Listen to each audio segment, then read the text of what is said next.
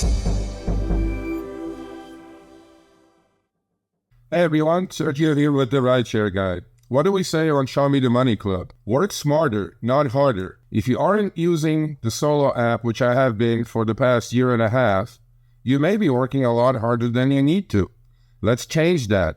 Download the app, link your account where you can manage your income, track your expenses, as well as your taxes. Not only that, but you can plan by optimizing your time, make more money, and even guarantee your daily pay with guaranteed earnings. Download the Solo app today. Begin to work smarter, not harder. Link is in the description. Let's get back to it. You know, you guys know about, actually, Dara Khosrowshahi during the Uber conference call talked about this quite a bit. And, he did a podcast. Dara, we're on first name basis. I met you last November in LA. We talked like 15 minutes on our own before you did your presentation. Okay. I don't know why you got pissed off at or you get bent out of shape about. I know I talk a lot of trash. Okay. But I would love to have you on Show Me the Money. Okay. I mean, what's so special about this dude on the right?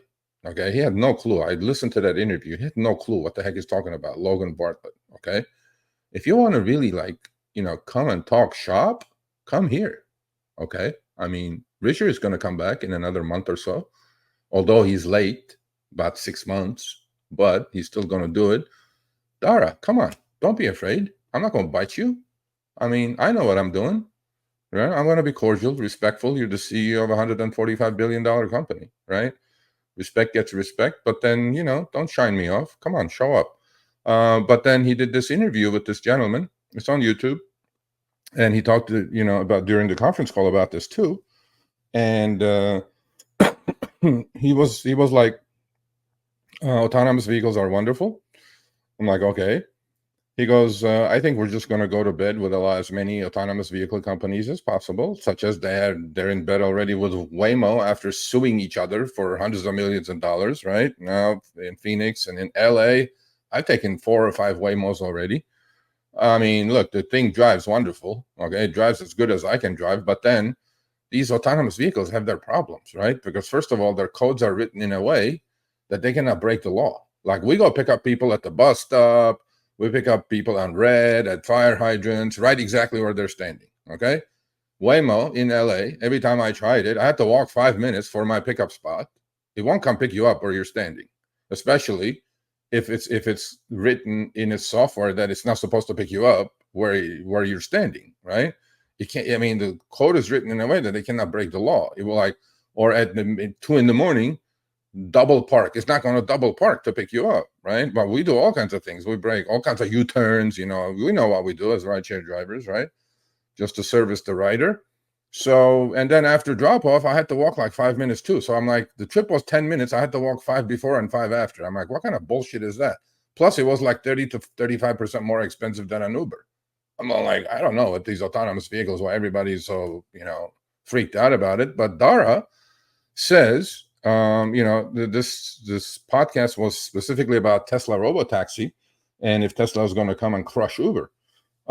Actually, I quite often disagree with Dara Khosrowshahi, but on this one, I kind of agree with him.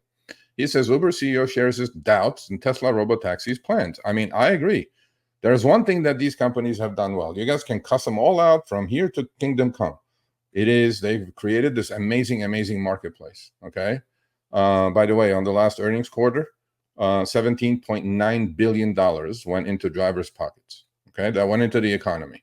I mean, that's not a joke. That's close to $18 billion that you all earned by driving for the company, not for the company, by driving rideshare.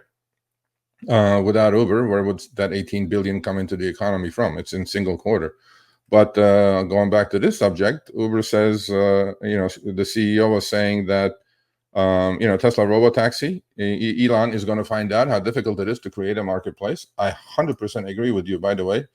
If you guys listen to the finance channel and go subscribe to that one, I talked about this. Uber literally put 35 billion with a B dollars on fire because before they could turn a profit.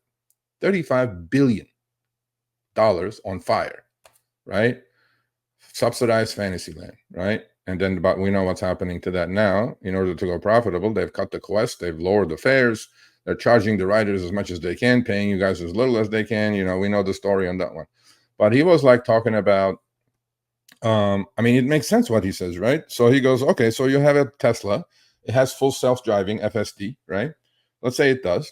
And then we know on personal cars, right? Our cars are utilized at most 20, maybe 25% of the time, which is going to work, coming from home, going to the market, taking to soccer practice, or going on the weekends or whatever.